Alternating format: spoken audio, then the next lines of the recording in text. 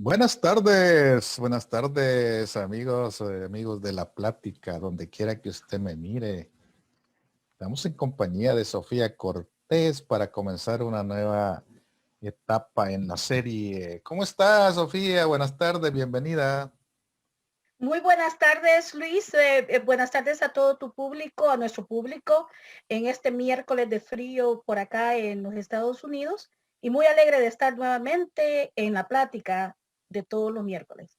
Es importante saber que nosotros estamos compartiendo en diferentes páginas, pero si usted tiene la oportunidad de compartir en otros grupos, hágalo con mucho gusto y le vamos a agradecer porque queremos llegar a más personas con un tema importante. ¿Qué tenemos este día como tema central, estimada Sofía?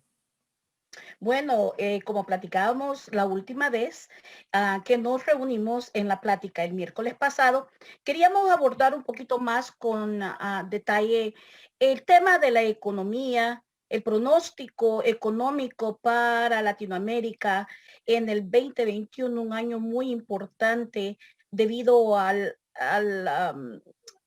impacto que tuvo la pandemia del COVID-19 en el mundo a nivel global, pero específicamente en el área de Latinoamérica. Y como un poquito diferente a la situación económica también, por supuesto, de los Estados Unidos, que de alguna manera, de gran manera, perdón, realmente impacta al hemisferio. Y vamos a desglosar un poco ese tema. ¿Qué te parece? ¿Quiénes son los estratos de la población que se han visto mayor afectados en materia económica? Porque no podemos hablar de todo, ¿verdad? Hay algunos estratos de la población que verdaderamente han salido afectados y otro sector que ha salido beneficiado con la pandemia. Pero podemos detenernos un poquito en esa parte micro y después ir a la parte macro para que nosotros podamos entrar ya en materia financiera y económica. Oh, por supuesto, Luis, por supuesto podemos. Y es una pregunta muy concreta y una pregunta que va a abordar una respuesta que la mayoría de las personas de nuestra audiencia va a querer entender o saber, porque nos incluye a todos los que no somos o no, los que no tenemos, eh, eh, digamos, el título de billonarios o no somos los dueños de los métodos de producción y de la infraestructura en cualquiera de los países de Latinoamérica o de los Estados Unidos. Es decir, antes de contestarte esa pregunta, quiero decirte que la pandemia en los Estados Unidos, vamos a hablar ahorita, nos vamos a ubicar en los Estados Unidos, vino a dar por claro que no había una tela, entre comillas, y tela significa una seguridad, una amplia estrategia de apoyo socioeconómico a los más vulnerables. ¿Quiénes son los más vulnerables? Obviamente los pobres y la clase media que desde hace un poco más de 15 años viene teniendo un decrecimiento económico en todo el mundo. No solamente en Latinoamérica, pero también en los Estados Unidos ha habido una extrema acumulación de poder económico, de riqueza, que, bueno, se viene a expresar que en el 2019 y el 2020, millonarios como Elon Musk, el dueño de Tesla, que es la compañía más poderosa automotriz de carros eléctricos, carros de energía alternativa que le dicen acá, y Bezos, que es el dueño de la gigantesca y la más grande compañía, y el billonario número uno hoy por hoy, eh, así dicho en el 2020, de Amazon. Entonces, ellos acumularon más riqueza bajo la pandemia y se extremó más la pobreza en los Estados Unidos. Es decir, estamos viendo una erosión de la clase media y realmente vamos en un viraje, en una espiral eh, muy rápidamente a ser sin duda alguna ricos y pobres. Pobres en diferentes niveles, pero ricos y pobres, porque tenemos clase media bajo la pandemia completamente vulnerables, no solamente al virus, pero a la pobreza. 14 millones de casos de desempleo en los Estados Unidos, un incremento del 3.6 de desempleo en el 2019 a más del 15% de desempleo en el 2020. Es decir, en ese desempleo no solamente están la gente más vulnerable, que en los Estados Unidos la gente de color latina y morena, de la raza negra, los trabajadores esenciales que les han dicho que ese término se puso mucho en juego en los medios y se hizo muy popular en el 2020, que son los trabajadores de las industrias de servicios, hotelería, restaurantes, clínicas, todo lo que ofrece un servicio y no un producto. Es decir, delivery, o sea, llevar cosas a domicilio, como los que trabajan con FedEx, UPS, exacto. Entonces, pero también enfermeras, doctores, maestros, incluso algunos doctores, psicólogos y otras profesiones que antes se veían como parte de una clase media que estaba un poquito más saludable y un poco más en menos peligro de una vulnerabilidad socioeconómica. La pandemia vino realmente a romper ese paradigma y nos dicta de que hay una injusticia socioeconómica dentro de un modelo, que obviamente lo digo, y por eso me refiero a los Estados Unidos primero, para que la audiencia entienda que como nosotros somos un país dependiente de la inyección económica y tenemos influencia política hoy por hoy de los Estados Unidos, si esto está pasando en el marco doméstico de los Estados Unidos, obviamente ese mismo impacto vamos a recibir en Latinoamérica. Quieras o no, cuando uno empieza a ver los casos esos extremos, ¿verdad? Cuando de repente hay personas que dicen, yo no puedo pagar mi alquiler y tengo que vivir en el carro y voy a ir a hacer cola para que me regalen comida en alguna organización. Cuando en el país de primer mundo como Estados Unidos se ven esos casos donde hay mucha gente en las calles pidiendo que le den alguna asistencia y, y nosotros que estamos envueltos en estas actividades, siempre vamos a encontrar caso particular. Tenemos que partir a veces de la experiencia personal, dice uno, ¿verdad? Así es. Y en el caso mío, por ejemplo, la pandemia me redujo la mitad de mis ingresos durante el año. No me dejó en la vil calle porque todavía tenía algunos clientes que me pudieron sostener. Pero tuve que dejar la mitad de mi gente, de mis clientes, que tuvieron que cerrar operaciones. Y no porque ellos quisieran, sino porque la actividad misma no les permitía, porque muchos dependen de la importación de productos de Asia. Y al no tener esa forma de ingresos de productos, por supuesto que no podían suplir a sus clientes. ¿Y qué tuvieron que hacer esas compañías? Mire, discúlpeme, pero no podemos mantener todo la estructura operativa Ujú. y tenemos que cerrar. Y tuvieron que cerrar muchas compañías que a la larga son clientes que uno tiene de diferente forma. Ellos no pueden sostener económicamente a toda su planta. Y eso reduce a mí en lo particular la mitad de mis ingresos y me afectó grandemente. Sucede, Así es. sucede que hay gente que no puede decir lo mismo porque hay gente que le quitaron todo. Porque hay gente que no tuvo ni siquiera la oportunidad de decir voy a quedarme con algo, sino que perdió todo el trabajo y se tuvo que acoger al desempleo. Sí podía, pero Sí calificaban, nosotros sí también calificaban. sabemos que la mayoría, oíme bien, la mayoría no califica. Correcto. Por Por eso ejemplo, digo, sí calificaban. hablemos de nuestra clase, hablemos de nuestra gente, hablemos de la gente que depende del día a día en Estados Unidos. La mayoría de gente que hoy se le llama, de acuerdo al nuevo término, se le llama no ciudadanos, se le llama. Ya no se les dicen indocumentados hoy. Imagínate qué giro, ¿eh? Hoy ya, Giro ya- político. hoy ya no se le quiere llamar indocumentada a la persona, hoy se le va a llamar no ciudadano. Y el hecho es de que la mayoría de gente, la mayoría de nuestra gente, que depende del día a día, la gente de limpieza, la gente de jardinería, la gente de mudanzas, toda la gente que se mueve en el área de construcción, por ejemplo, tuvieron que cesarlo y son gente que no tenía ni siquiera para desempleo. Y esa gente se ha quedado en la vil calle, se ha quedado Correcto. todavía esperando a que lo llamen, porque no ha existido una manera de sopesar eso. Y muchos, para colmo, tuvieron opción de que les dieran un estímulo económico y no calificaban para eso tampoco. Y entonces se queda como ese sabor que dice uno en un país de primer mundo.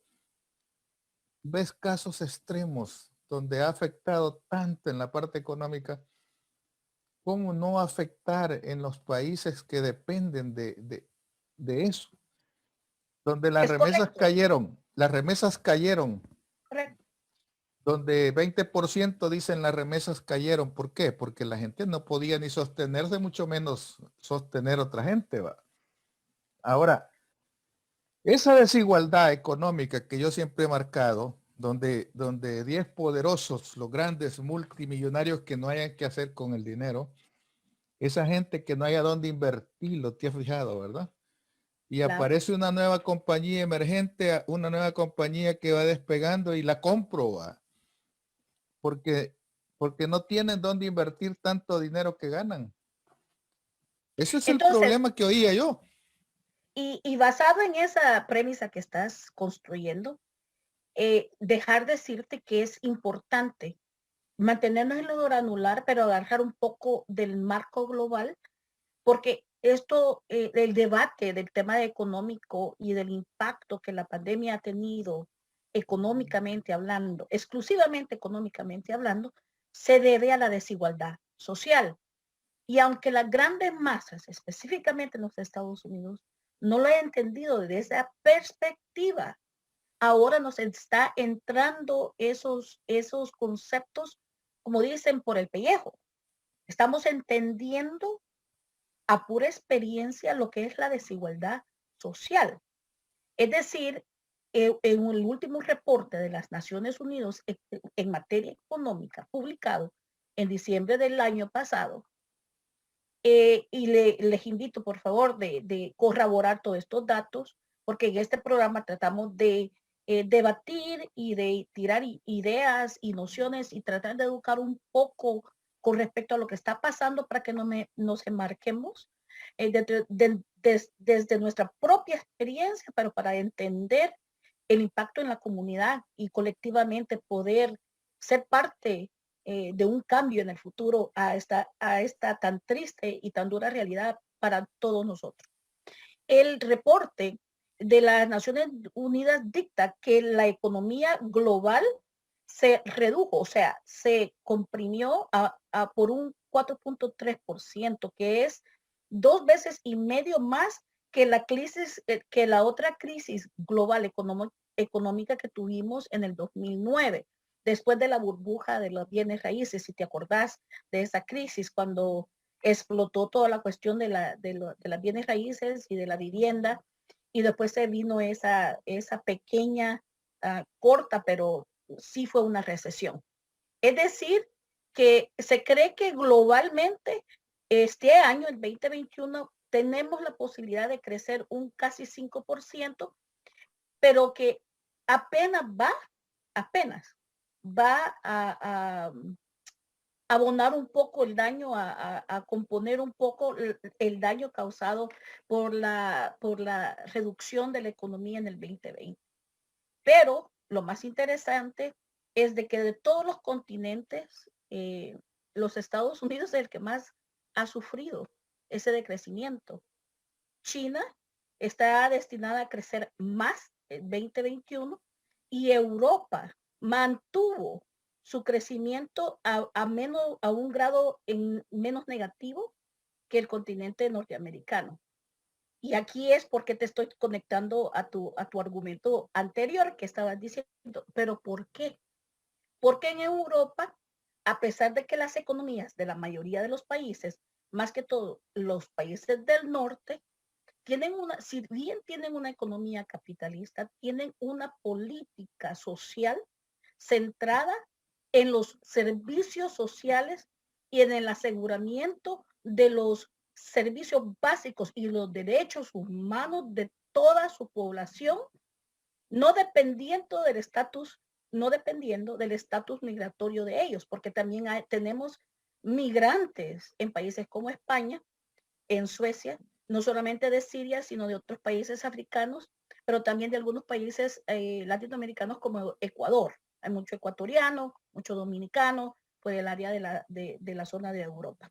Es decir, ¿cuál es la diferencia? ¿Por qué decrecimos tanto en el continente norteamericano, pero Europa y China logró mantener el impacto económico y o sea, sintieron el mismo impacto, pero se sobreponieron a ese impacto porque afectó obviamente por el contacto físico y todavía esas economías tienen de alguna manera una economía basada en, más que todo en China, en manufacturar.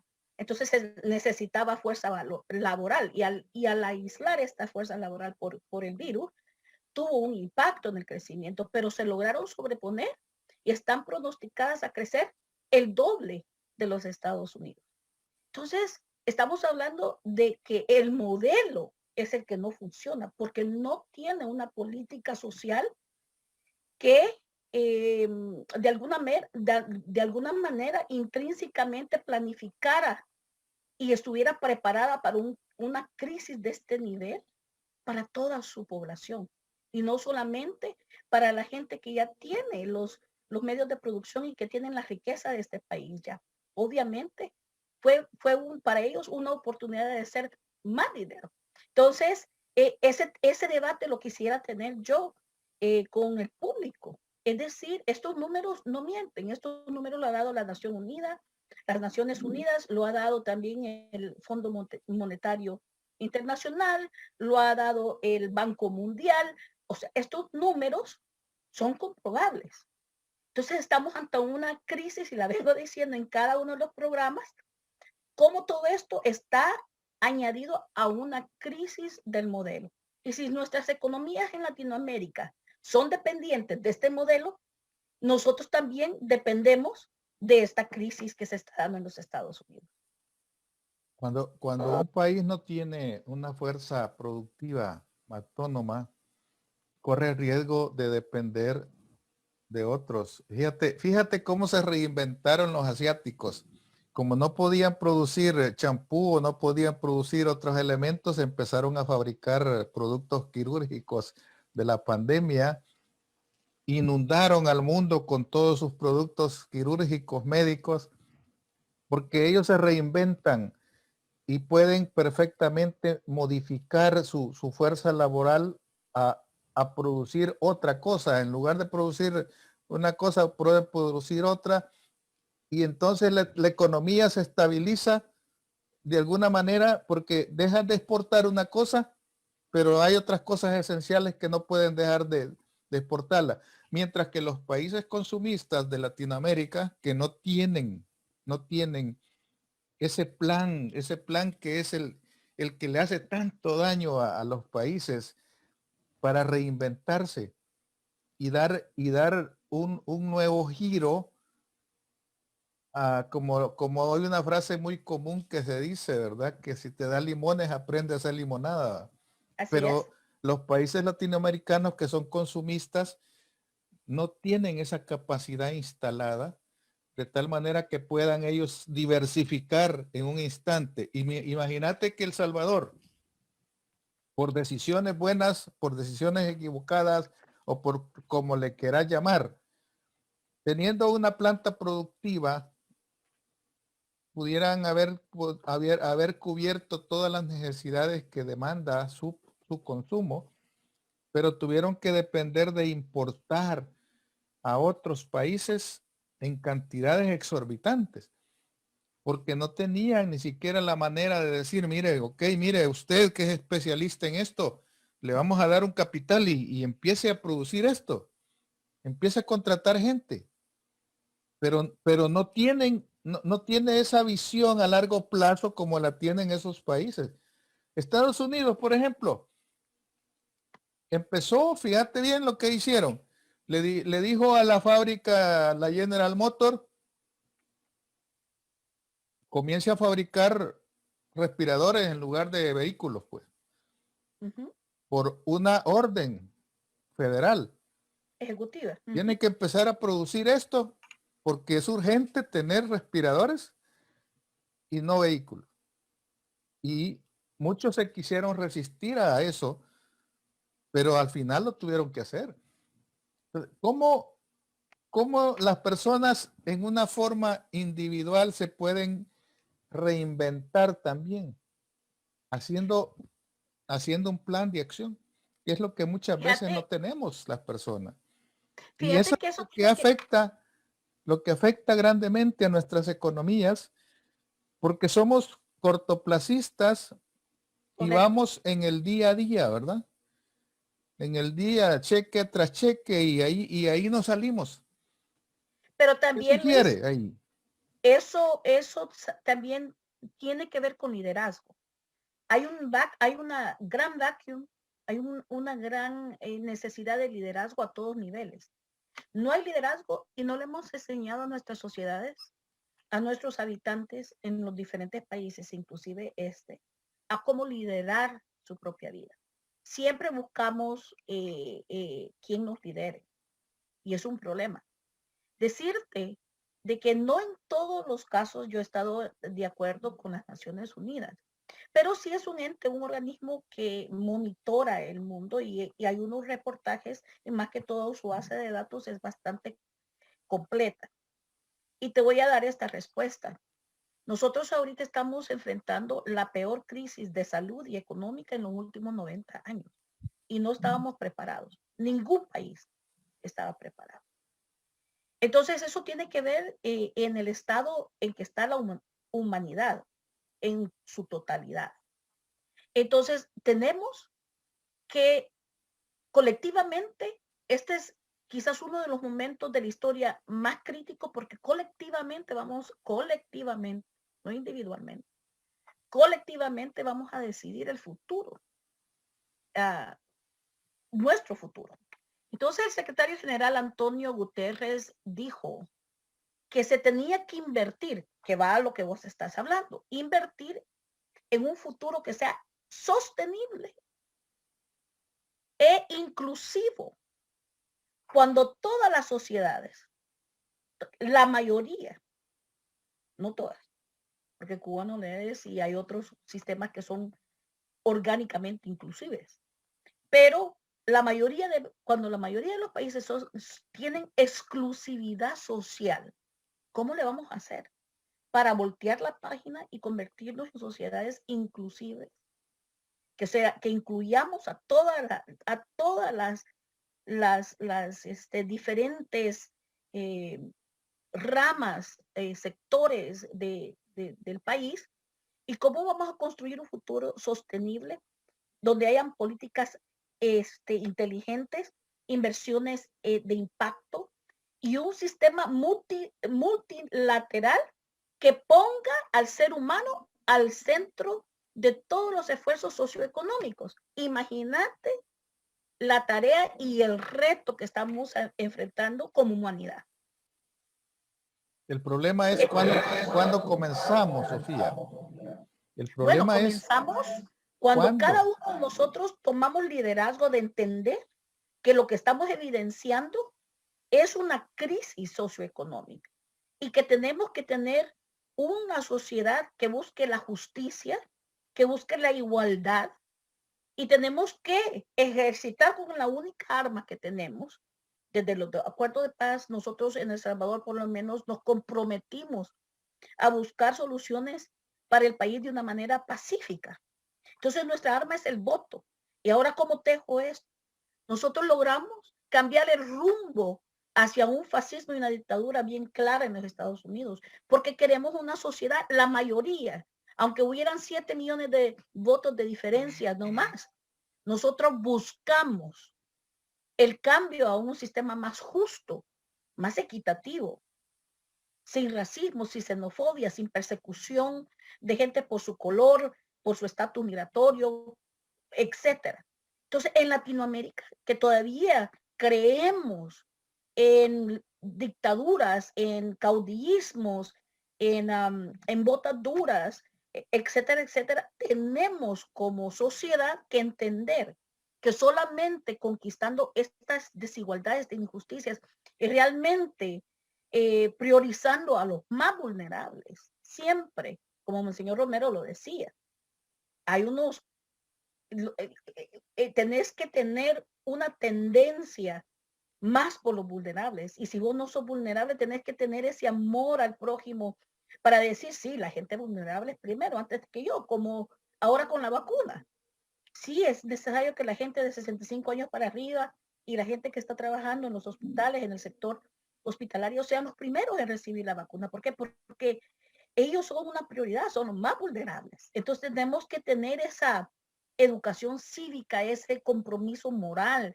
Tenemos que arrancar de nuestro propio liderazgo y hacer cambios contundentes en el liderazgo que queremos escoger para poder darle vuelta a este capítulo tan oscuro que estamos viendo como humanidad. El sistema económico está diseñado de tal manera de que desde el punto de vista educativo, yo creo que a los jóvenes no se les prepara para ser productores, sino que para ser empleados. Y cuando vos tenés una gran cantidad, imagínate la cifra que te voy a dar. A la Universidad Nacional solamente cada año optan para ingresar un promedio de unos 30,000 jóvenes, bachilleres, que no tienen ni la más mínima idea de lo que significa una carrera universitaria, pero participan en un proceso para ser seleccionados y de ese montón de gente que sale, es una pequeña cantidad la que la capacidad instalada de la universidad los puede absorber. Pero todos esos 9 años que perdieron para formarse como bachilleres o más, sucede que no tienen los conocimientos básicos para no ser un empleado más. La capacidad productiva de nuestro país está supeditada a los productores, a los empresarios de siempre. El hijo del dueño lo mandan a estudiar 6 meses afuera y ya llega preparado por herencia y ya es gerente. Pero un muchacho que estudió 15, 18 años no sale preparado, no tiene experiencia, paguémosle el mínimo. Es un empleado, va a aprender. Pero ¿cuánto tiempo perdemos nosotros cuando toda esa capacidad instalada que tienen debería de tenerse un plan educativo que permita que esas generaciones se desarrollen y que cuando salgan de bachilleres tengan un concepto distinto de que para qué estudiaron? De lo contrario, yo salí, por decirte, allá por los 80 de bachiller.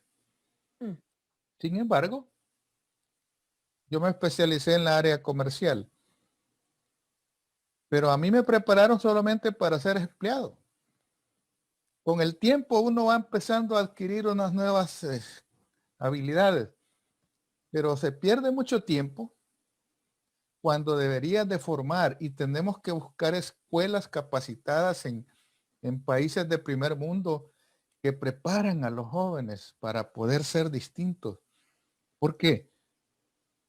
Repito la pregunta, ¿cuándo vamos a comenzar a cambiar para tener un futuro diferente y no seguir dependiendo de? Te lo voy a responder de esta manera y te lo vuelvo a reiterar. Cuando estemos dispuestos a cambiar el sistema ¿Quién? injusto, ¿Quién lo va a por, cambiar? nosotros mismos, por medio de nuestro despertar, a qué es lo que merecemos, a qué es lo que es injusticia, a lo que es equidad. Si vos le preguntás a cualquier habitante en cualquier país, incluso aquí, o sea, hasta ahorita estamos discutiendo la noción de racismo. ¿Después de cuántos años? O sea, son conceptos que se los han dejado nada más a liderazgos, conceptos un poco románticos en la literatura, en el sector del intelectualismo, de las universidades, pero nunca ha sido, son temas de conversación dentro de los sistemas educativos para que el ciudadano que va brotando desde su niñez entienda estos conceptos, se adueñe de ellos y conforme una opinión muy personal, muy edificada, basada en datos y en hechos de lo que son estos conceptos. Te lo voy a contestar de esta manera. Como vos decís, muchas veces los ejemplos son como, hacen un poco de más claras las cosas cuando sentís o tenés ejemplos muy cerca de vos. Platicando con una persona muy cercana a mí que tiene su familia todavía, la mayoría de su familia en El Salvador, me cuenta de que, bueno, están en una situación dura y ella ha sido y sigue siendo para ellos todavía su sustento por medio de las remesas, aunque limitadas ahora, sigue siendo su gran sustento. Pero se están dando situaciones donde una de sus sobrinas está por entrar al bachillerato y dos de sus sobrinos está por entrar por el bachillerato. Y le dice, bueno, tía, ¿y para qué voy a estudiar yo? ¿De qué me sirve ir a la escuela? Tengo que tener todos estos tipos de, porque no es gratis, tengo que pagar, tiene mi mamá que gastar lo que no tiene, especialmente después de la pandemia, y de todas maneras no hay trabajo. Estudiamos, nos empujan con esta noción que en El Salvador tenemos que salir de bachiller porque ahora hasta para trabajar en la pizza tenés que tener el mínimo requisito de tener un bachillerato, pero no hay trabajo. Y si hay trabajo es en San Salvador, ¿y cómo hago para agarrar desde aquí hasta allá transporte por medio tiempo y por un pago mínimo? Es más, el ejemplo lo tienen en su hermana mayor, que se graduó muy, muy inteligente, muy buena cipota, como decimos, muy buena muchacha. Se graduó y está trabajando apenas a medio tiempo en una farmacia del pueblo, con un bachillerato en salud. Entonces, te das cuenta que el sistema te vende que estudies, porque tenés solo el estudio te lleva a la clase media, a ser mejor. Porque ya siendo vos abogado, enfermero, vos salís de ser un cualquier campesino, un ordinario ciudadano.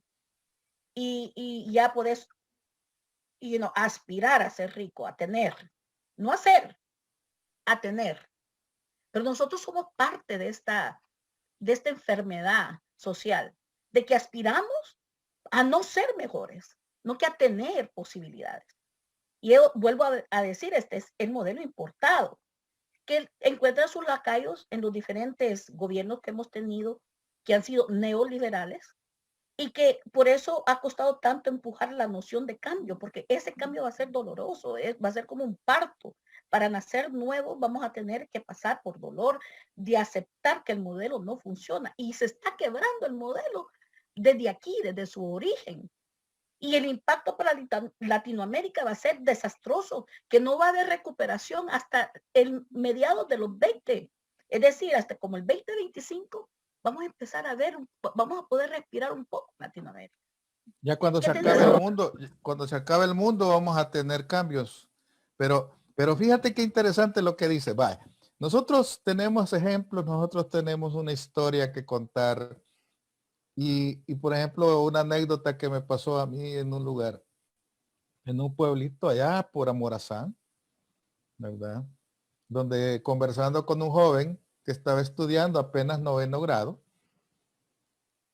preguntándole yo cuáles eran sus aspiraciones de su futuro.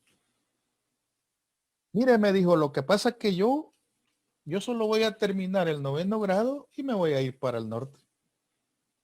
¿Por qué? Porque aquí no tengo nada que hacer. Aquí no hay más. No hay más. Aquí no tengo yo futuro. Termino mi 9º y mis padres me llevan para el norte. ¿Y qué es lo que pasa en el norte? Bueno, que usted llega al norte sin ninguna preparación, pero con ganas de trabajar y hace lo que le toca, el trabajo que sea, y va a ganar igual como gana otro fulano. porque le pagan por el trabajo que haga, no le pagan por su especialidad. Y, y entonces empieza a ver la gente esa diferencia abismal, donde allá dice, bueno, El Salvador, ¿sabes cuál es la carrera que más profesionales sacan cada año? Licenciados en jurisprudencia y ciencias sociales. Lo No que me se le, extraña. esa Eso es y la, medicina. esa es la carrera que saca más profesionales. ¿Y a dónde crees que van a trabajar ese montón de abogados? Nada. Van a ir a trabajar a un call center, van a ir a trabajar a una maquila, van a ir a trabajar vendiendo teléfonos. Es decir, no existe un orden, porque ahí es donde yo quiero llegar, que no existe un orden en producir lo que el país necesita.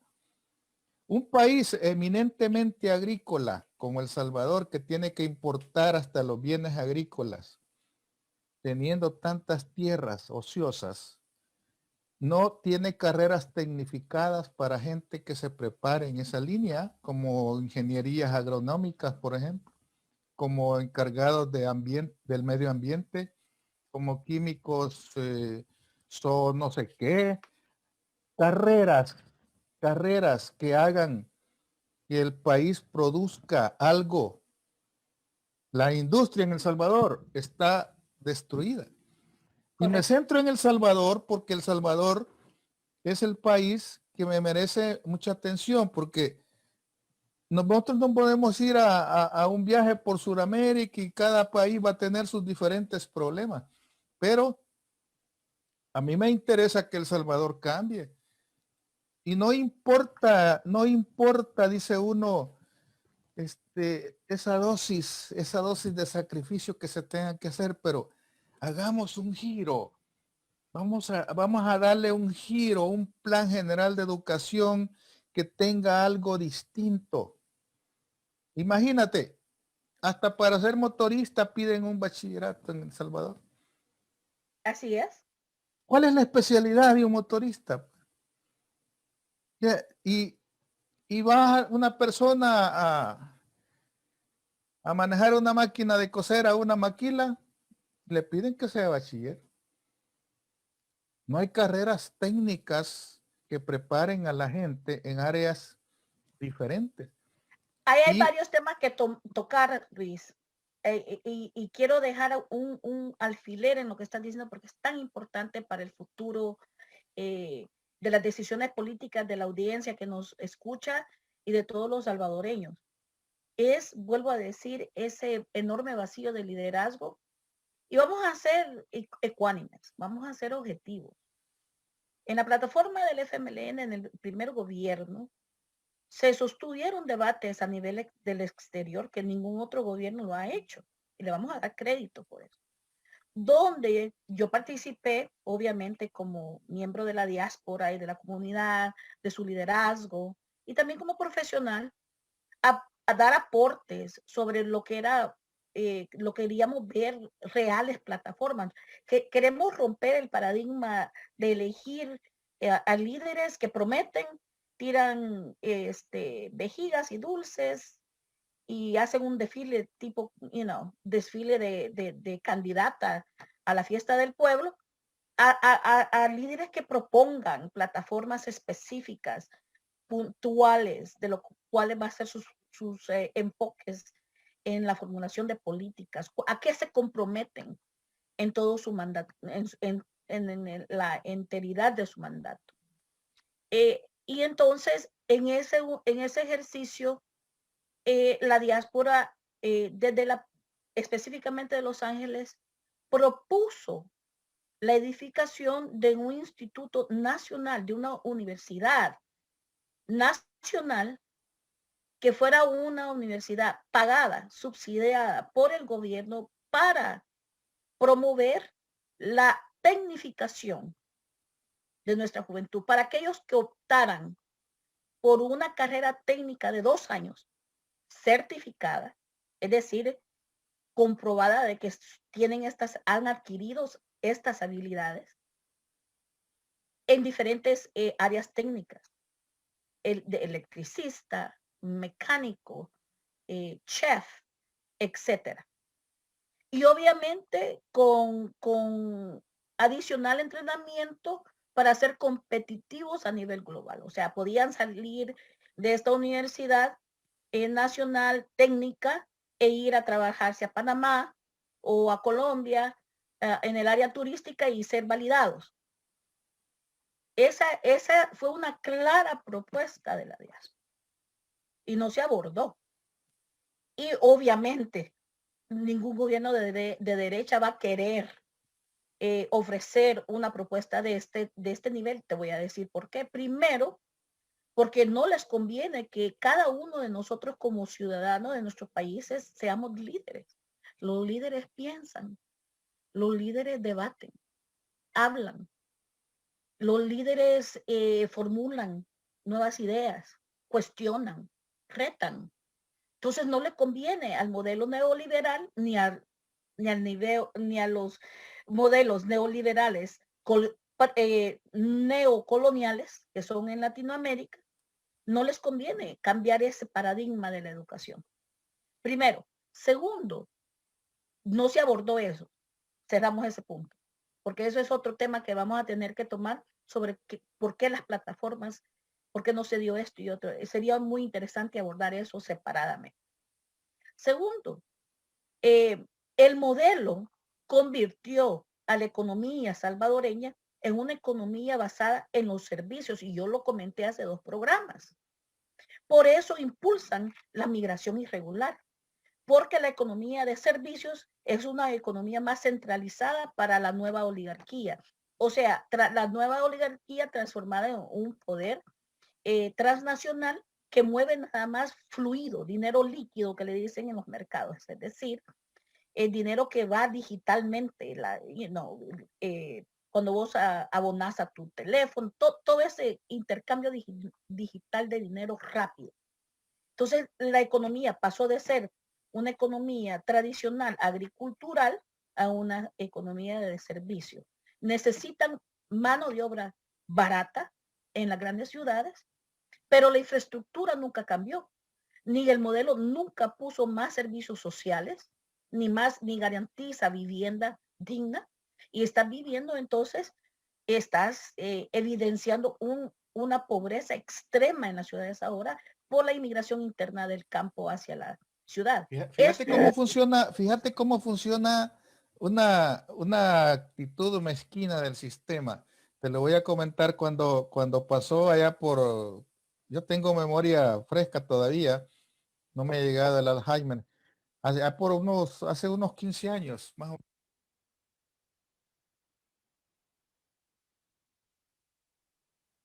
Perdí tu audio.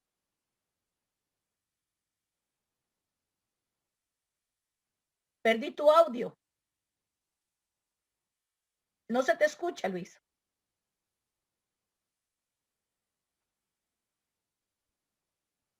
Hola, hola. Hoy sí te escucho. Hoy sí te escucho. Bueno, te decía que El Salvador tuvo una brillante idea del gobierno de turno hace como unos 15 años más o menos. Resulta ser de que por imposiciones de las grandes transnacionales era necesario tener mano de obra rápido, bachilleres que fueran a englosar los servicios de call center, ¿va? Porque iban a inundar al país con call center. Pero era necesario sacar bachilleres urgente. Entonces, la brillante idea fue sacar bachilleres con 2 años. De Fíjate bien, acuerdo. si con 3 años uno sale un poquito dundo, sí, seamos claros, con 3 años uno sale mero Lo veo, tatarata. lo veo en Facebook, que no podemos ni Sí, siquiera respetar nuestro idioma. sale Lo así evidencia. uno, sale tatarata con 3 años. Imagínate un bachiller con 2 años. Solo para tener el título y ir a trabajar a los call centers. ¿Cuál es la especialidad de una persona que va a trabajar sin menospreciar el trabajo Para contestar un teléfono necesitas ser especialista en qué? Nada. En servicio al cliente, en Entonces, etiqueta. O sea, existe entonces una, hay una carrera que no tiene nada que ver con ser bachiller, ¿verdad? correcto. Que Es sería una carrera técnica. una carrera técnica para prepararla para trabajar en esa área, ¿va? Correcto. Pero en el consulting encontrás gente de todo tipo, profesionales que sacaron 5 o 6 años en la universidad, trabajando para contestar un teléfono. Y esos lugares son centros que no son más que unas maquilas estresantes que enferman a la Correcto. gente. Y que es trabajo, sí, pero no es el trabajo que le va a ayudar a la gente a salir de pobre. No es. Es una maquila más.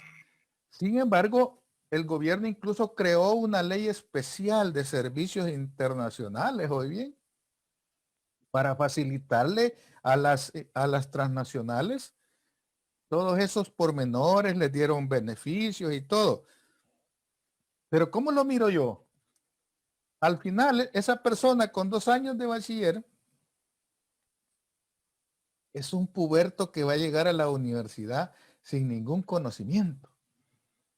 Y va a salir de la universidad como que se salió de bachiller.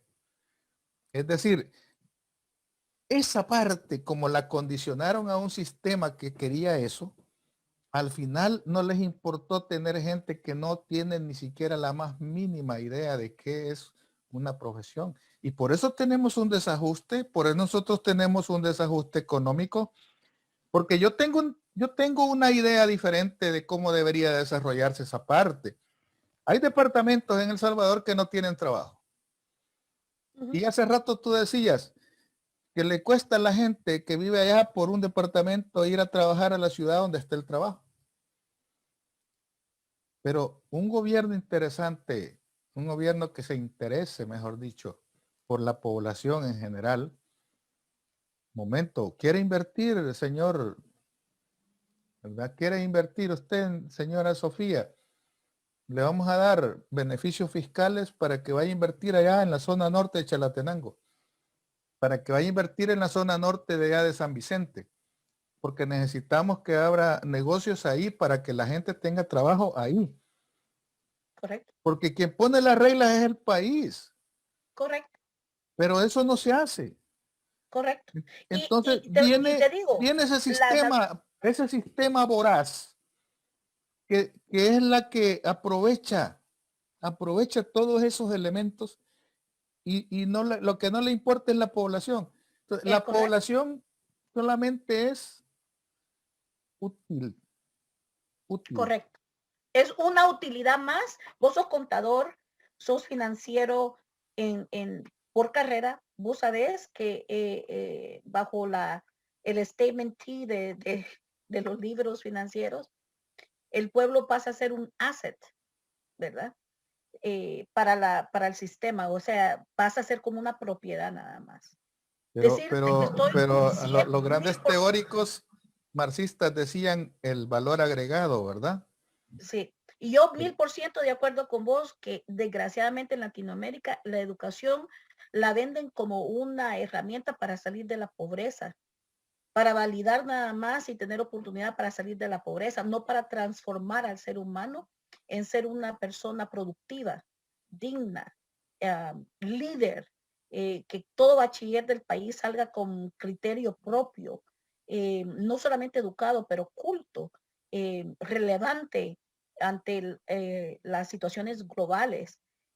Es decir, está ahondando en el trastorno social de un modelo que no funciona. Decirte que tiene que haber una transformación productiva y las Naciones Unidas lo estoy diciendo y vos lo estás diciendo. Estás diciendo lo mismo que las Naciones Unidas. Y tiene que haber sectores que sean sostenibles, que se basen en la creación de empleo y en innovación tecnológica. Ahora te pregunto, ¿qué gobierno ha tratado de hacer eso? Y aquí vamos donde estamos en la situación actual de El Salvador. Mal o bien, los gobiernos del FMLN por 10 años impulsaron eso.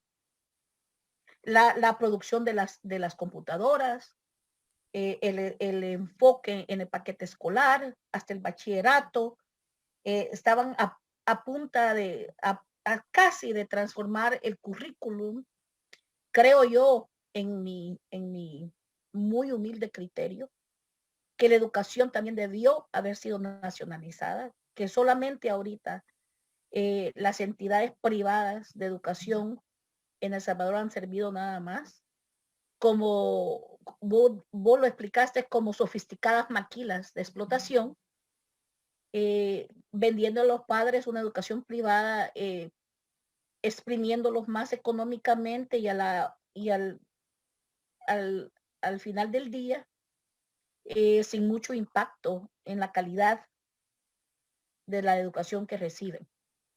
Es decir, um, que tenemos que ver a la puerta de un evento electoral que todavía estamos peleándonos por,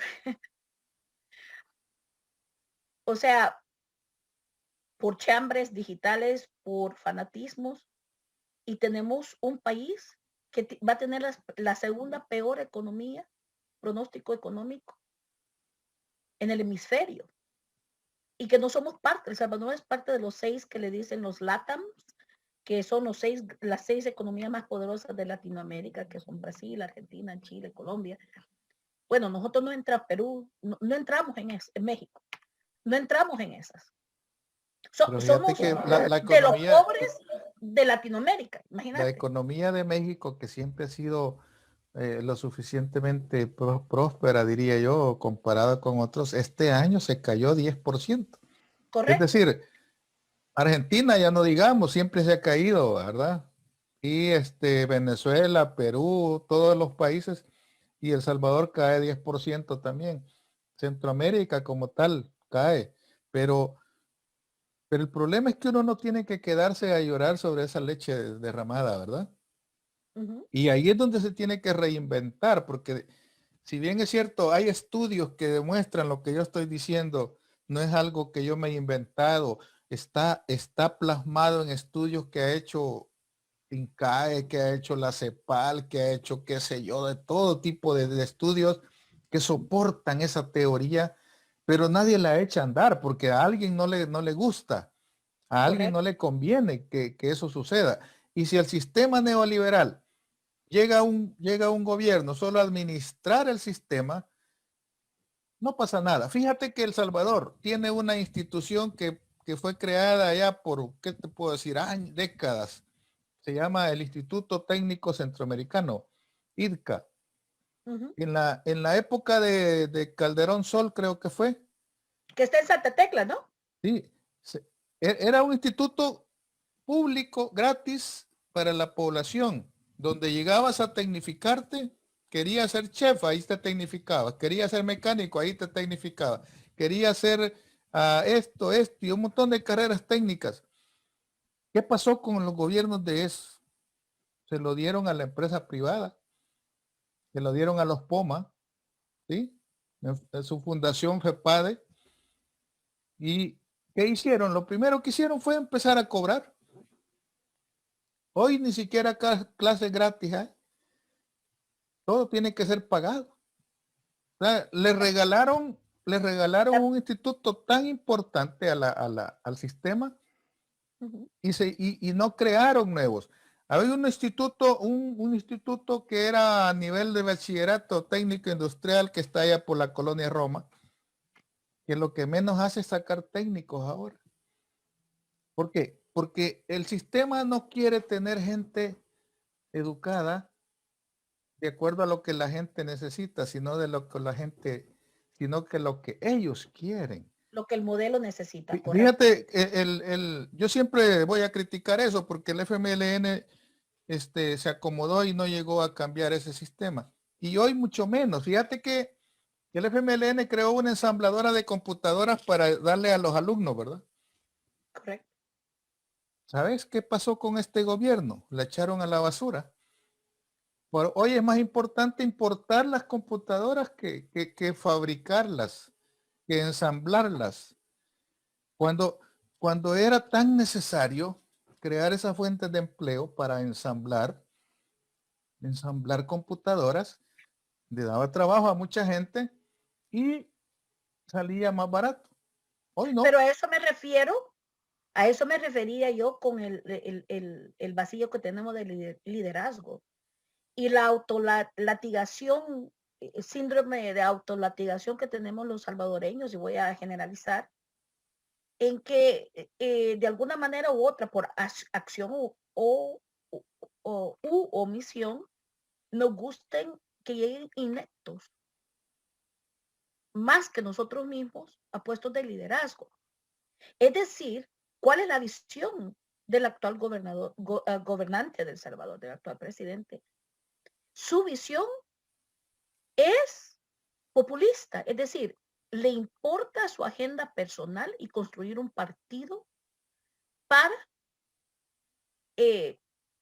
clavarse en una posición estratégica dentro del quehacer del etos político del país.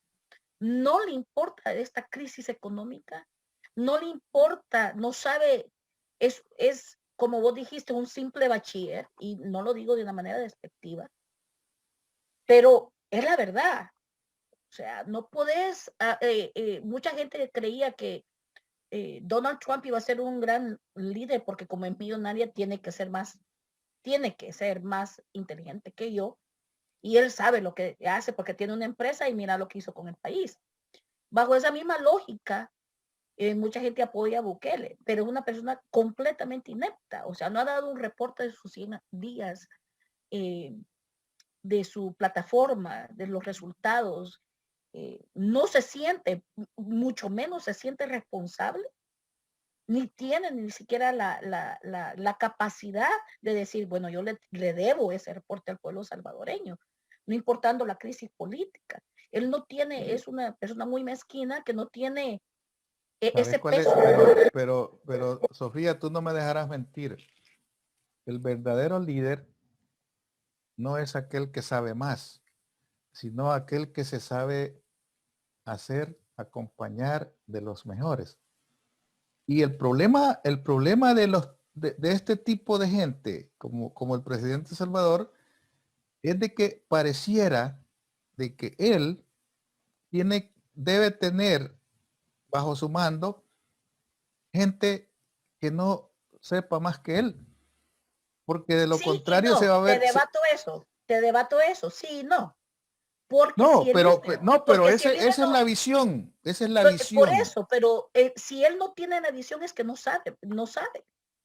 Y escoge a un gabinete que sabe mucho menos que él, entonces mucho menos es un líder. Porque son autoritarios, te digo, porque el verdadero líder es aquel, y por eso es que yo te lo planteo de esa manera, el verdadero líder es aquel que selecciona a su equipo que sea mucho más preparado que él.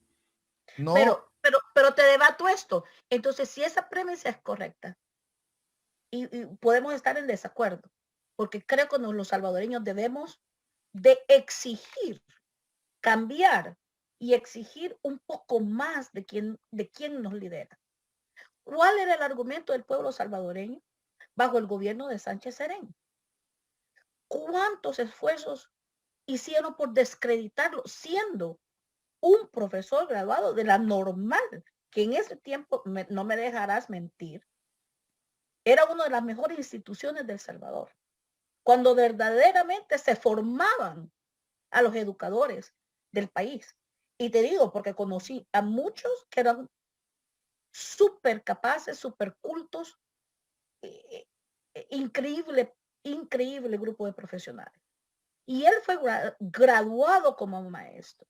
Y lo desacreditaron de una manera que hasta, bueno, perdón por lo que voy a decir, que le decían a un pinche maestro que no sabe pero ni hablar.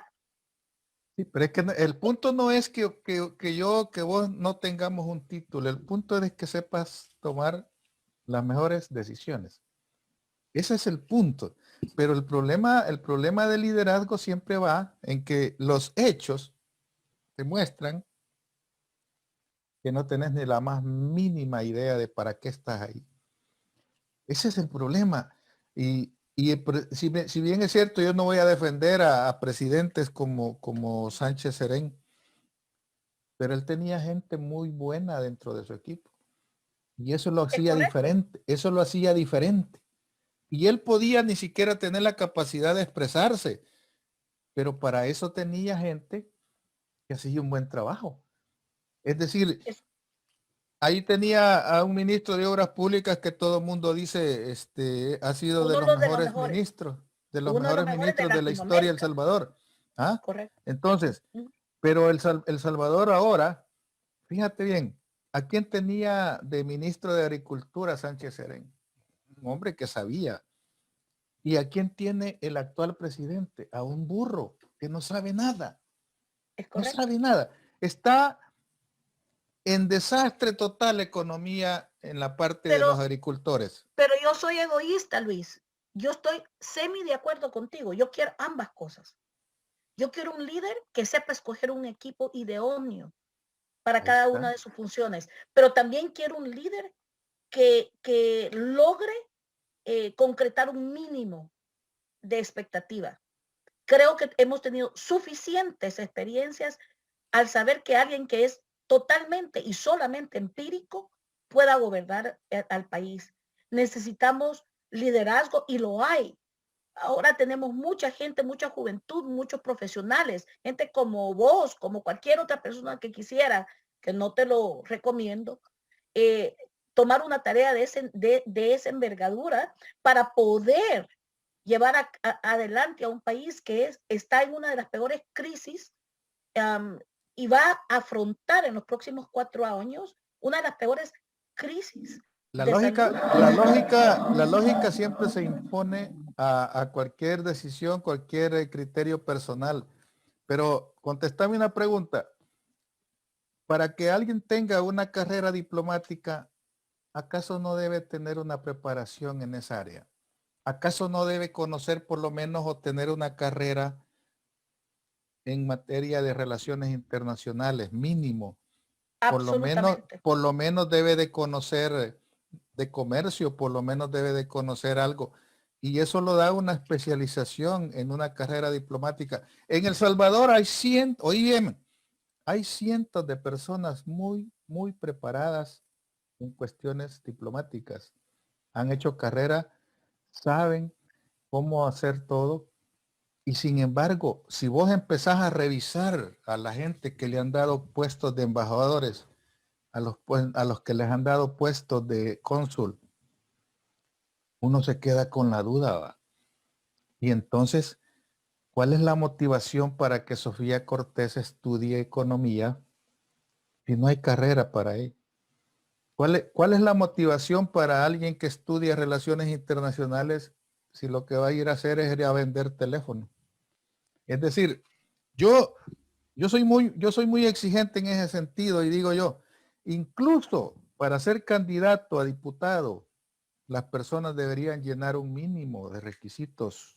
1000% de acuerdo. Los 1000% de alcaldes acuerdo. igual. Y en esa Igual. línea el presidente debería tener mínimo una carrera en algo. ¿Por Es qué? correcto. Un buen abogado como presidente, no se va a equivocar tanto como lo ha hecho el actual presidente. Es correcto. No se va a equivocar tanto. Sí va a cometer errores, pero para eso tiene asesores y todo eso, ¿verdad? Pero no le van a vender la idea si él sabe algo. Por ejemplo, a mí no me van a dormir con números. A mí no me van a dormir Con el presupuesto. con cosas que Correcto. yo conozco, ¿verdad? Correcto. A lo mejor me van a dormir con otras cosas, pero no con eso. Igual. Entonces, ¿para qué tenemos que nosotros exigir un cambio? Para que Para, para poder preparar. transformar nuestra sociedad a que sea más igualitaria, equitativa, justa, que ponga al centro de su quehacer a los más vulnerables y combatir la pobreza desde su fondo de raíz, porque ese cambio tiene que ser transformacional e institucional. Si queremos cambiar Solamente el así país, debemos de cambiar el país. si Dice, queremos, fíjate bien, si espérate, queremos cambiar el país, te contesto.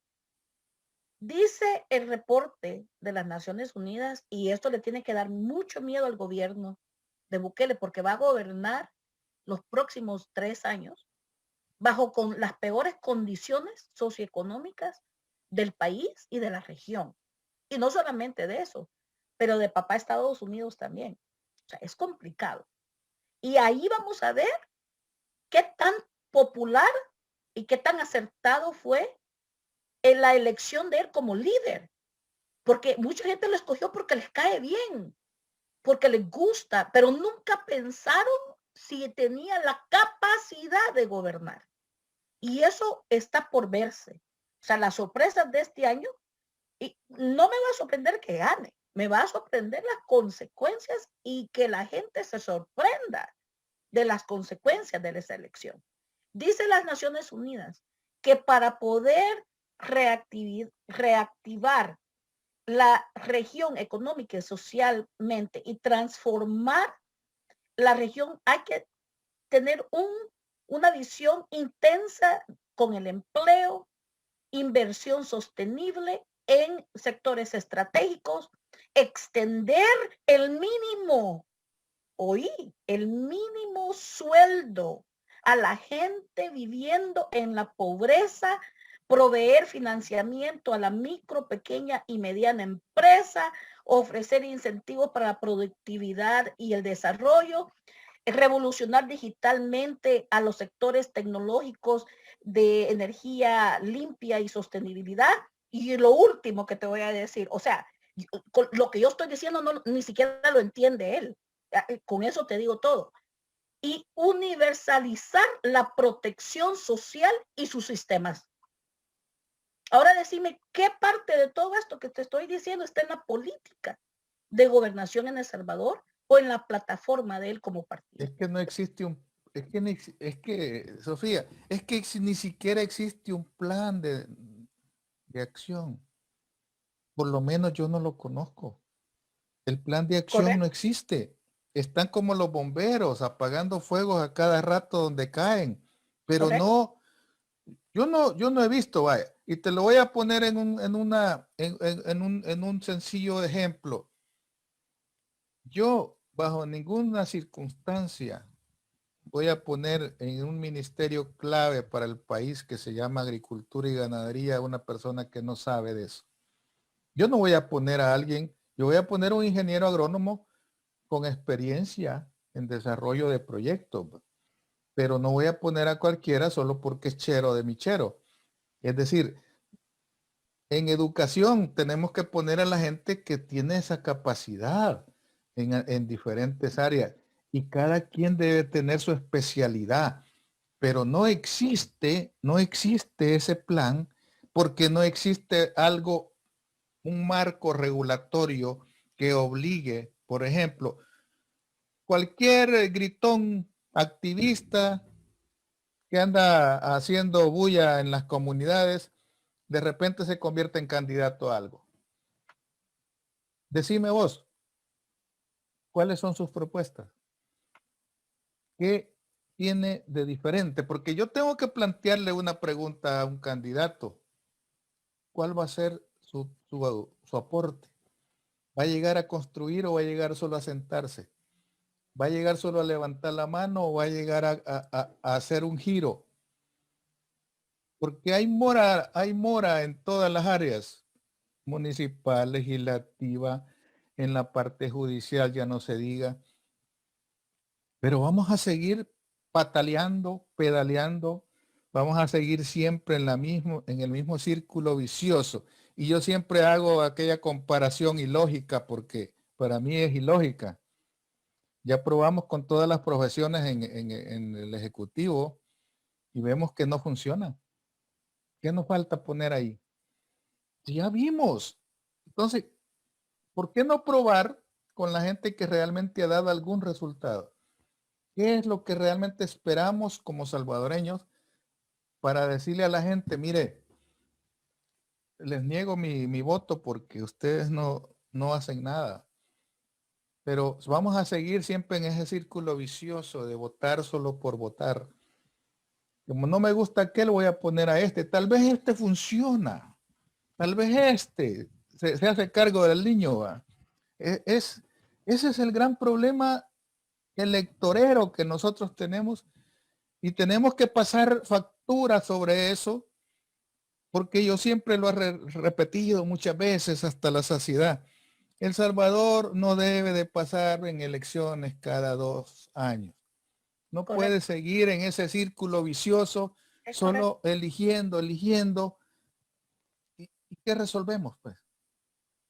Es decir, que apuntaste a la razón de la situación del pronóstico económico, que colectivamente todos somos culpables de esta situación de alta vulnerabilidad y tal vez de miles de muertes que se van a venir por este impacto económico y de salud en el país a los más vulnerables.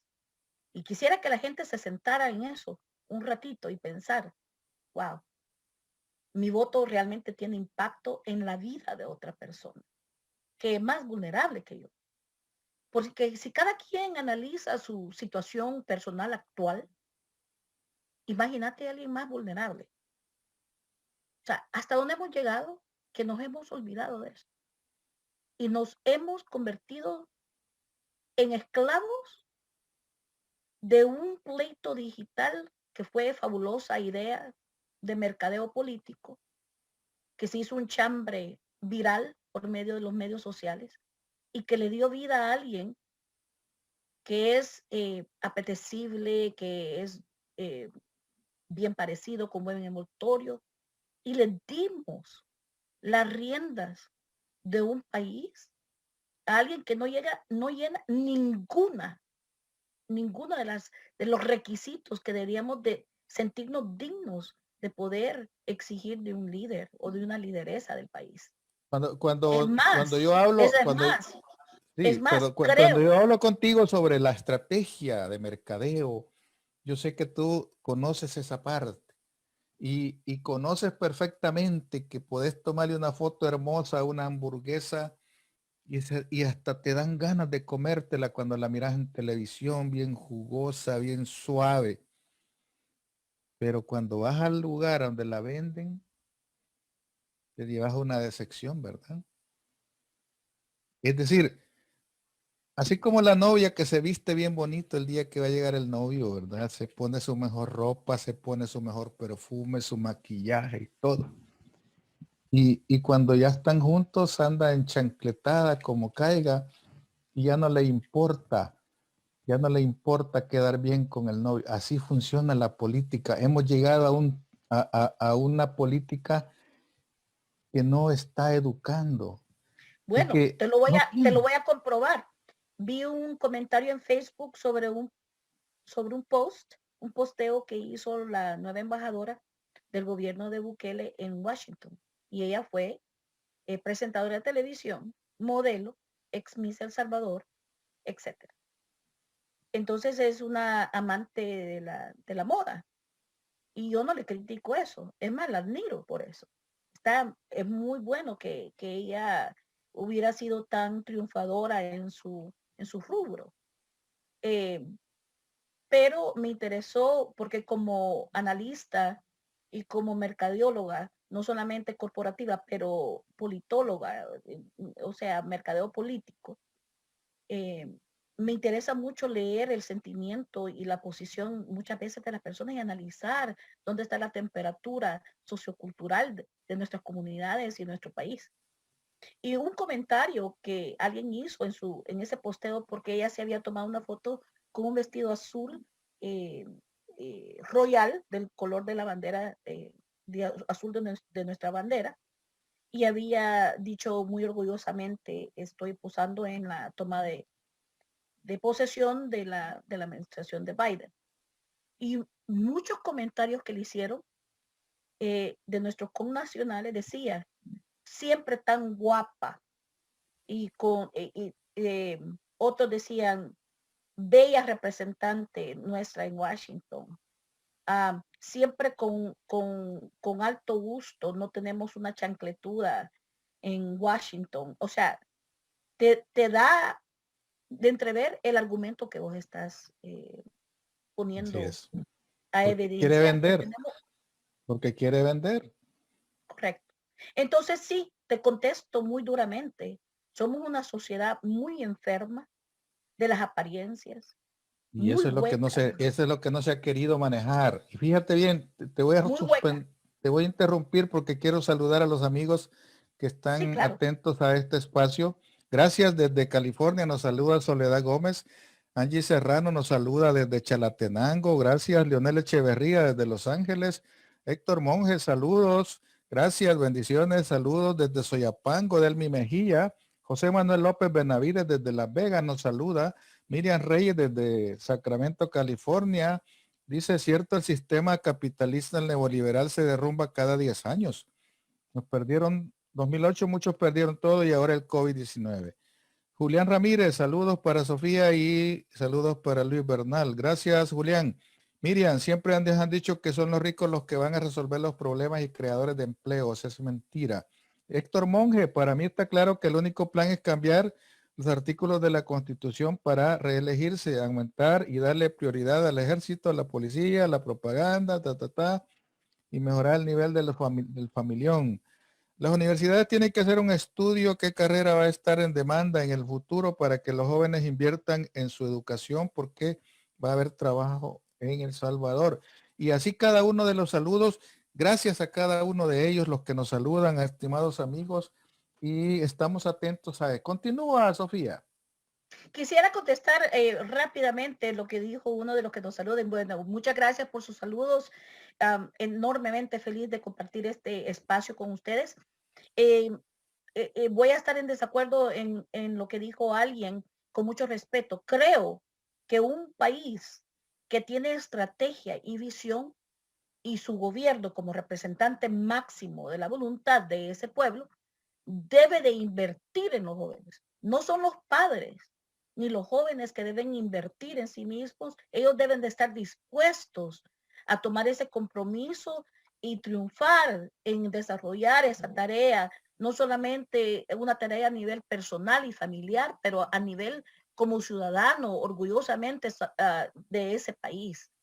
El gobierno debe de invertir en el futuro, en el presente y en el futuro de esa nación. Es decir, es por eso que debe un gobierno subsidiar una universidad de carreras técnicas para poder reactivar la economía nacional.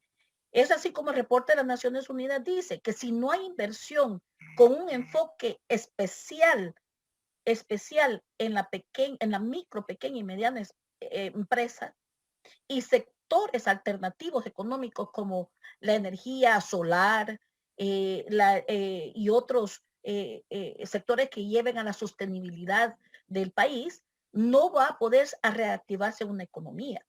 Pero obviamente volvemos al mismo punto. Si no tenemos un visionario y un líder capaz que, como dice Luis, que se rodee de personas aún más capaces que él para poder llevar y ejecutar esta visión y que el pueblo le exija la ejecución de esa plataforma, no vamos a poder sobrevivir este impacto, porque mucha gente no logra medir, no logra todavía el impacto económico que se viene, porque va a decrecer el país por más del 7%. Es decir, se va a agudizar la pobreza y la desigualdad en el país. ¿Cómo hace 20 años? O sea, vamos a retroceder 15, 20 años. Y eso va a ser desastroso para el país. Hay una parte que se llama pacto social. Yo creo que conoces ese enfoque del pacto social. Correcto. Yo me enfoco en una parte que yo creo de que los ciudadanos tenemos que ser más exigentes con la gente que queremos elegir. Y Correcto. fíjate que yo lo enfoco desde este punto de vista. En cada comunidad hay un líder comunitario que es el que hace convocatorias y que está atento a que se haga esto, lo otro, lo elige la comunidad y todo. Yo creo que tenemos que llegar a un punto, y eso es la visión mía, tenemos que llegar a un punto donde esas comunidades obliguen a los candidatos a suscribir un convenio que les obligue a asumir esa responsabilidad. Si usted resulta electo alcalde de esta comunidad, me comprometo a esto y esto y esto y esto. Y si no les cumplo en determinado tiempo, renuncio, deposito el puesto en otro. Es decir, nosotros tenemos que llegar y no esperar que haya una ley. Es decir, los diputados están felices y no les interesa legislar en contra de sus partidos. Es correcto. Sea cual sea el partido que llegue. Ellos están tranquilos y no quieren legislar sobre la base de la comunidad. Y la comunidad tiene que exigir, tiene que volverse, mire, señor, ¿quiere usted participar en un meeting aquí? Entonces nos va a tener que firmar esto. Mire, está comprometido con este documento notarizado, que si usted no cumple con estas y estas promesas que está diciendo, usted se compromete a renunciar. ¿Por qué? Porque la gente llega, se acomoda, después se reelige, incumple, no pasa nada. Se va del cargo y dejó tirado todo y hay que ver cómo sale el otro que viene. Y es la de nunca acabar. Eso ha sido así siempre. ¿Y cuándo vamos a comenzar a participar? Esa democracia participativa que se le llama, salir de esa representativa y llegar a una participativa que nos obligue a tener más responsabilidad en un puesto de dirección. Y lo Y voy a los decir, diputados deberían poner su parte, aprobar un plebiscito, aprobar, qué sé yo, como quieran ponerle el nombre, que haya un medio término, lo que sea, pero como ellos dicen, chucho no come chucho, ¿eh? yo te lo Este, contesto. Permíteme dale, contestártelo. sí, dale. Yo, Luis, cuando encontremos de nuevo nuestra dignidad y cuando no permitamos, y lo digo con mucho respeto, cuando no permitamos más la prostitución de nuestros sueños. Fíjate bien, cuando encontremos de nuevo nuestra dignidad y no permitamos la prostitución de nuestros sueños. Bien importante, porque eso se da a todo nivel y en todos los partidos políticos. El juego electoral ha empeorado la situación sociocultural de nuestro país. La crisis sociocultural se debe a ese sistema electoral manoseado, sucio, barato, donde gente vende su dignidad por una camiseta, por una caja de comida, por una lámina, donde te quieren vender sueños y sentimientos de hermandad si vos colaborás con la campaña. Cuando salgamos del síndrome, bueno, no hay visto, entonces a colaborar. Bueno, y entonces, ¿quién hace responsable? ¿Quién se adjudica el compromiso de ser? No, nosotros llevamos bien la administración y aquí están las cuentas y hemos pronosticado esta elección y entonces nos proyectamos y tenemos estos ahorros para poder llevar una elección como Dios manda. O sea, ningún partido puede salir, y lo digo así, no puede salir con las manos limpias de esto. ¿Y por qué crees que dice el dicho de mi abuela que en río revuelto es ganancia de pescadores? Sí, Y tenemos el más grande de los pescadores. pero Alguien, ahí es donde le damos vuelta a ese círculo vicioso de que los responsables de querer hacer los cambios nunca lo van a hacer, porque a ellos no les conviene. Por ejemplo, se dio un caso este mes. De repente aparece inscrito un candidato a diputación de El Salvador, un famoso Walter Arajo, que es un misógino de lo peor. lo conozco. de lo Te voy a peor. contar una historia, te voy a contar una Espérame, historia te de voy a él, terminar la bien idea. interesante. La idea. Viene el Tribunal Supremo Electoral y autoriza la inscripción del fulano. A pesar de que desde el año pasado tiene un proceso abierto en los tribunales por expresiones de violencia contra la mujer, y dice el tribunal, 3 de 5, por ejemplo, aprobaron. Dicen que ellos no sabían de que tenía problemas, que no podían medir la honradez cuando es público, pues, cuando es público todo lo que él Vox hace. Populi, Vox Populi. Sí, y ellos no lo sabían. Tenía que llegar un ente arriba, que es la sala de lo constitucional, a decir, no va. ¿Y qué pasa con los que tomaron la decisión? ¿Van a quedar libres de culpa? ¿No va a pasar nada? ¿No tiene un grado de responsabilidad por no cumplir una ley que dice que debe haber una honradez notoria, cuando la honradez notoria se demuestra públicamente también, ¿verdad? Y ellos no Absolutamente. sabían. Y digo yo, en una forma de broma, si yo que vivo a tantos kilómetros de lejos sí sabía, y ellos no lo sabían. Eh, ¿Ya ves? pero ¿quiénes eligen al Tribunal Supremo Electoral? Interesante. ¿Quién, Luis? Los Contales mismos a nuestra partidos, audiencia. los mismos partidos. Correcto. Entonces, ¿dónde está el problema? En esos compadrazgos, ¿verdad? De que me das, te doy y acuerdan, te voy a inscribir a este, pero también me dejas inscribir al otro. La sostenida cultura del cuello, o sea, Ah, la crisis sociocultural que tenemos. Así de claro. entonces no cambiamos eso. No, no podemos cambiar eso. Claro que sí. Claro que sí.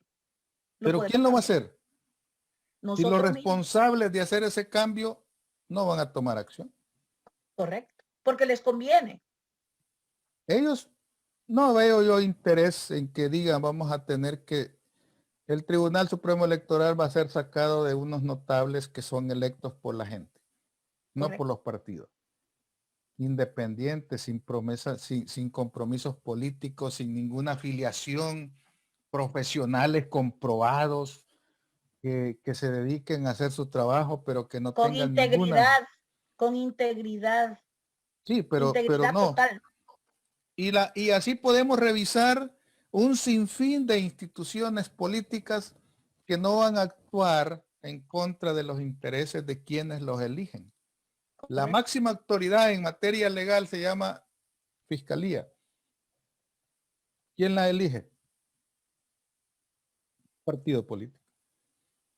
Entonces, ¿qué sentido tiene poner gente que solamente se va a vestir del color que lo elige? Vamos a ir terminando esta serie porque estos temas se quedan siempre a medias. Pero, ¿quieres Sí, o agregar algo sea, más? sí, o sea, decirte de que estoy de acuerdo con vos, es una crisis, estamos en una confluencia de crisis múltiples. Está la crisis de la pandemia, está la crisis económica, está la crisis Social. sociocultural. Ujú. Sociocultural, porque creo que no hemos definido todavía qué es ser salvadoreño. Vuelvo, insto siempre yo de una manera tan clara, franca y muchas veces tal vez incómoda para la gente, pero quien conoce a la chata sabe que yo soy una persona que incomodo con la verdad. Y no tengo miedo de que la gente se exprese de una oposición o de estar en desacuerdo conmigo. Pero hay que hablar no con el corazón, con los hechos, con los datos, con las mediciones, con la verdad, con la realidad, por muy incómoda que sea. Yo cierro con eso. Pronostico que aparte de que el actual gobernante de El Salvador, Bukele, ha invertido 1.6 millones de dólares en casas de cabildeo en Washington, D.C. y que quiera mandar a una embajadora que tenga cara bonita y que simplemente en materia política o de relaciones exteriores no sabe únicamente más que ser una diputada que se va de su partido por interés, no por moralidad, por interés, a pesar de todo eso y que quieren mover una agenda de inversión en El Salvador, va a ser muy difícil, ya que los pronósticos económicos a nivel mundial, por las diferentes tanques de pensamiento, desde las Naciones Unidas hasta el Banco Monetario Mundial, ha dicho que de esta crisis no sale ni los Estados Unidos hasta mediados de esta década, por ahí, por el 24, del 2024-2025. Debido a esto y a la gran dependencia económica de Latinoamérica, regionalmente hablando, con los Estados Unidos, pero enfocándonos con El Salvador, vamos a tener una cuesta arriba con una clara ausencia de ver un liderazgo visionario, estratégico, que tenga ya soluciones claras ante la crisis del Salvador. Vamos a ver un retroceso de 15 a 20 años, va a haber una extrema pobreza no vista desde hace mucho tiempo y vamos a tener incrementos en crimen, una alta tasa de desempleo y todo esto que va a suceder va a ser empeorado dependiendo de los resultados de las elecciones legislativas en febrero. Así que yo insto a la audiencia a que sopese esta dura realidad y que exijamos que el presidente haga su trabajo como presidente y que deje de entrometerse en los demás órganos gubernamentales del país, que respete la democracia, que se meta en la materia que le compete y porque fue elegido. El país necesita soluciones, no necesita caridad, necesita soluciones transformacionales e institucionales para combatir el nivel de pobreza y de desigualdad que vienen. Es nuestra responsabilidad como ciudadanos de El Salvador entender que nos merecemos, que somos dignos del liderazgo y que nos merecemos que nos den cuenta aquellos que elegimos para que nos gobiernen, obviamente porque creemos y tenemos fe que pueda dirigir mejor que cualquiera de nosotros, que dé resultados y que reporte resultados. Debemos de dejar este circo de que me dijiste tú, yo te digo, y todo este chambrerío político, todo este desorden y irrespeto que se está dando, y que todos los partidos se comprometan a trabajar para poder sostener el impacto que le viene al país en materia económica. Yo creo que no podemos seguir cayendo en el juego ese de que nos quieren tener enfrentados, ¿verdad? Eso es importante porque nos quieren tener enfrentados porque le conviene al sistema ese como decía en Río Revuelto, ¿verdad? No podemos seguir llevándole ese jueguito, ¿verdad? Yo trato de, en la medida de lo posible, de no seguir una agenda, porque esa agenda es dañina, de que nos quiere ver divididos. Y no podemos nosotros permitir que el país se siga derrumbando, porque yo digo que hemos llegado a un punto que no va a ser fácil salir. Ya va a terminar el mes de enero. Fíjate bien, ya va a terminar el mes de enero y yo no he visto que el gobierno en pleno haga una conferencia magistral donde le explique a la nación cuál es su plan de nación para el año. Yo lo exijo como ciudadano porque yo quisiera ver al gobierno en pleno, un consejo de ministros, explicando punto por punto cuál es el plan para el 2021, qué es lo que se pretende hacer, a dónde queremos llegar, cuáles son las acciones concretas. No existe nada de eso. Por otro lado, se ven publicaciones infantiles del presidente que no tendría sentido, pues. Necesitamos una seriedad, necesitamos un líder que explique con sentido profesional. Es mucho pedir, pero la gente tiene que comportarse de acuerdo al puesto que tiene, ¿verdad? Y eso es lo que nosotros 100%. demandamos como ciudadanos, porque yo sí quisiera ver eso. Ok, vamos a convocar a una conferencia nacional porque queremos explicar qué vamos a hacer. Por aquí nos vamos a ir. Eso es lo que debería de hacerse, pero es lo que no se hace. Y cuando ya va en bajada, solo le faltan 3 años, ¿qué podemos esperar? Ah, que vamos a hacer los estudios de un aeropuerto el próximo año. Cuando yo no tengo dinero, cuando yo no tengo dinero, yo quiero pintar mi casa, pero no tengo dinero. ¿Qué hago yo? Yo no voy a ir a prestar para pintar mi casa, ¿verdad? Yo voy a hacerlo cuando tenga el dinero. No me puedo yo dar el lujo de pretender hacer cosas que no son urgentes. Esenciales. Sí, Correcto. no son urgentes. Que solo yo quiero, ¿verdad? Lucir un mejor traje, pero no tengo el dinero para comprarlo. Ah, pero tengo la tarjeta de crédito, fla, la paso. ¿Verdad? Bien feliz se siente cuando uno pasa la tarjeta vacía. Hasta estilo agarra uno, ¿verdad? Lo Cuando le duro es llega, 30 días después. cuando le llega el estado de cuenta es lo bonito, ¿verdad? Pero como eso es el consumismo que nos quieren vender, no podemos caer en ese jueguito. Quiero saludar a Aquil Tirana. Saludos, Alejandro Peña, Martín Delgado, Juan Escobar. Saludos, Julio Duarte, Carlos Grande. Gracias, Miriam Reyes. Muchos países se están preparando para vehículos eléctricos. Y en El Salvador hay ciudades y cantones sin electricidad. Sí. José Balmore, gracias por estar en este espacio. José Cabrera, Tránsito Hernández, Juan Pueblo, saludos.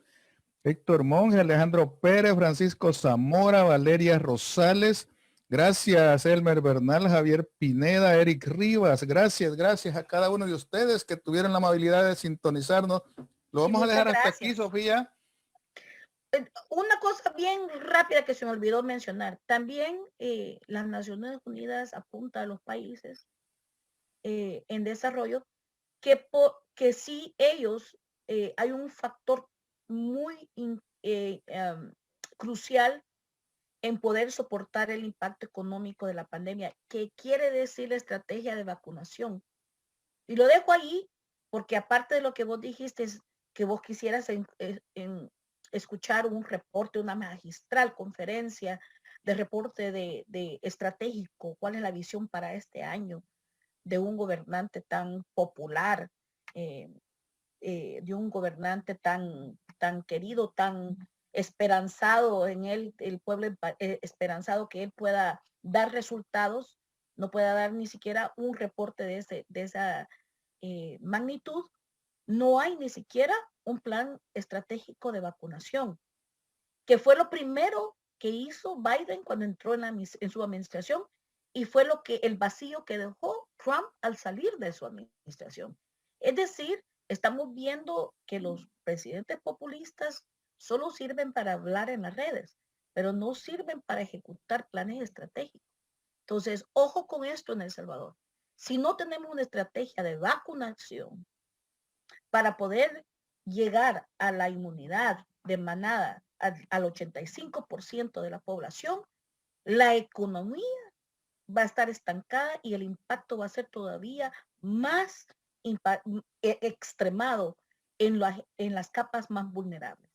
Con esto los dejo en ese pensamiento porque la vacunación es un derecho. La vacunación contra el COVID-19 es un derecho que todo ciudadano salvadoreño debe de sentirse digno de tener sin costo alguno. Entonces, va a ser bien importante que nosotros revisemos y tengamos esa perspectiva y nos merezcamos pedir cuentas de eso como ciudadanos salvadoreños. Los quiero mucho. Gracias, Luis, por este momento, este espacio. Pero no te quiero dejar ir, no te quiero dejar ir sin hacer un comentario de esos que uno dice, eso no debería hacerse. ¿Tú conoces un actor cómico que es de apellido Cohen? Sí. Que decía, hacía una parodia, ¿verdad? Ujú, De dictador, ¿sí? sí. Sasha. Ajá, Sasha Paul. imagina que la brillante publicación del presidente de El Salvador, que cambió su perfil con una foto de este fulano, puso su foto, la foto de este Sacha en su perfil y puso una foto de la Fuerza Armada en acción de combate, solo porque le eliminaron a un candidato a diputación. ¿Qué te dice eso? Con esas actitudes infantiles no caminamos, no llegamos a ningún lado. Y Así sin que plan espero, estratégico y sin plan estratégico de vacunación, que es lo que no, está matando a nuestra gente hoy por hoy. nada que ver. Gracias, vamos a dejarlo hasta aquí. Gracias amigos por el espacio que se toman para venir aquí un Un ratito. gran abrazo. Gracias. Muchas Adiós. gracias, muy amable. Cuídate Feliz noche. mucho. Gracias.